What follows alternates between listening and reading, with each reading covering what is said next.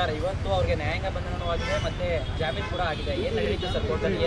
ಏನು ಕಳೆದ ಒಂದು ವಾರದಿಂದ ರಜತ್ ಕಿಶನ್ ಮತ್ತು ವಿನಯ್ ಗೌಡರ ವಿರುದ್ಧವಾಗಿ ಏನು ಬಸವೇಶ್ವರನಗರ ಪೊಲೀಸ್ ಠಾಣೆಯಲ್ಲಿ ಅಕ್ರಮ ಶಸ್ತ್ರಾಸ್ತ್ರ ಮತ್ತು ಸಾರ್ವಜನಿಕ ನೆಮ್ಮದಿಯನ್ನು ಹಾಳು ಮಾಡುವಂತಹ ರೀಲ್ಸ್ ಪ್ರಕರಣದಲ್ಲಿ ದಿನಾಂಕ 25/3/2025 ಏನು ಅವರನ್ನು ಪೊಲೀಸು ಅರೆಸ್ಟ್ ಮಾಡಿ ಜುಡಿಷಿಯಲ್ ಕಸ್ಟಡಿಗೆ ಕೊಟ್ಟು ಅದಾದ ನಂತರ ಸೋಮವಾರ ದಿವಸ ನೆಕ್ಸ್ಟ್ ಡೇನೇ ಅವರು ಪೊಲೀಸ್ ಕಸ್ಟಡಿ ಕೇಳಿದರು ಫರ್ದರ್ ಇನ್ವೆಸ್ಟಿಗೇಷನಿಗೆ. ನನ್ನ ಸುದೀರ್ಘವಾದ ವಾದ ಮಂಡನೆ ನಂತರ ಅವರು ಸತತವಾಗಿ 7 ದಿನಗಳ ಕಾಲ ಅವರು ಪೊಲೀಸ್ ಕಸ್ಟಡಿನ ಕೇಳಿದರು. ಅದನ್ನು ಮಾನ್ಯ ನ್ಯಾಯಾಲಯ 24ನೇ ACJM ನ್ಯಾಯಾಲಯ ನನ್ನ ವಾದವನ್ನು ಮನ್ನಿಸಿ 2 ದಿನಗಳ ಕಾಲ ಅವರನ್ನು ಪೊಲೀಸ್ ಕಸ್ಟಡಿಗೆ ಕೊಟ್ಟಿದ್ದರು.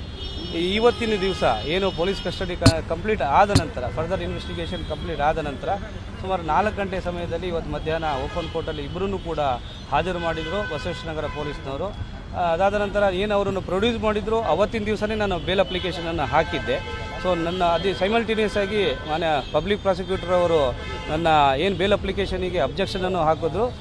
ಸತತ ವಾದಗಳ ನಂತರ ವಾದ ವಿವಾದ ನಂತರ ಇವತ್ತು ನಮ್ಮ ವಾದವನ್ನು ಆಲಿಸಿ ನ್ಯಾಯಾಲಯ ಇಬ್ಬರಿಗೂ ಕೂಡ ಷರತ್ತುಬದ್ಧ ಜಾಮೀನನ್ನು ಕೊಟ್ಟಿದೆ.